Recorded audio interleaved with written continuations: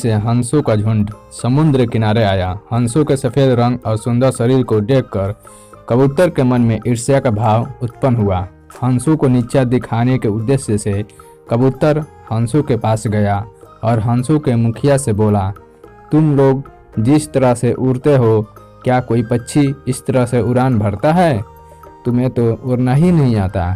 अगर तुम्हें उड़ना सीखना है तो मुझसे सीखो। कबूतर की बात सुनकर हंसों का मुखिया बोला, हाँ भाई, आप देखने में तो काफ़ी हष्ट पुष्ट हो सकता है आप बहुत अच्छे कालाबाजी हो और उड़ने में माहिर हो।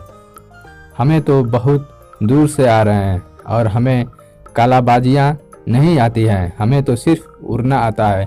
हंसों के मुखिया की बात सुनकर कबूतर बोला, अगर आप में साहस है तो आप मेरे साथ उड़ने की प्रतियोगिता करो और मुझे कालाबाजी और उड़ने की कलाओं में हरा कर दिखलाओ। कबूतर के घमंड से भरी इस तरह की बातों को हंसों के मुखिया ने नज़रअंदाज करना चाहा, किंतु कबूतर के बार बार घमंड में आकर कहे शब्दों के कारण हंसों का मुखिया कबूतर के साथ प्रतिस्पर्धा करने के लिए तैयार हो गया। इस प्रतियोगिता को देखने के लिए आसपास के सभी पक्षी एकत्र हुए। प्रतियोगिता शुरू हुई। प्रारंभ में तो कबूतर अपनी तेज गति से उड़ान भरता है और कलाबाजियां दिखलाता है, किंतु हंस अपनी धीमी गति से ही उड़ता रहता है। कबूतर हंस से कुछ आगे निकल जाता है।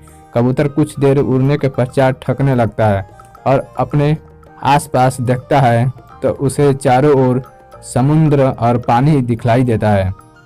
कबूतर अब चाहकर भी वापस नहीं जा सकता था, क्योंकि वो समुद्र की सीमा के बहुत अंदर तक पहुंच गया था और थकान के कारण उसका शरीर जवाब दे रहा था।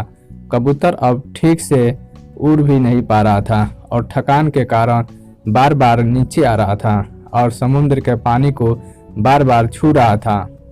दूर से हंसों का मुखिया इस सारी घटना को देख रहा था और उसे समझ में आ गया कि कबूतर थकान के कारण उड़ने में ज़्यादा देर सक्षम नहीं हो पाएगा। इसलिए वो कबूतर के पास गया और बोला, मित्र, क्या तुम्हें उड़ने में किसी प्रकार की कोई समस्या आ रही है? अगर मेरी कोई सहायता की आवश्यकता हो तो बतलाओ।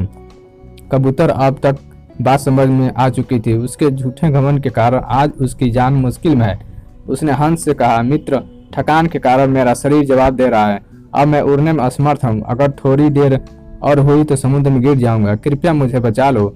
कबूतर की बात सुनकर हंस को उस पर दया आ गई और उसने कबूतर को अपने पंजे में दबाकर अपने साथ ऊंचाई पर ले गया और वापस समुद्र किनारे की तरफ उड़ान भरी। कुछ ही देर में कबूतर दोनों समुद्र किनारे आ गई और कबूतर ने हंस से क्षमा मांगा।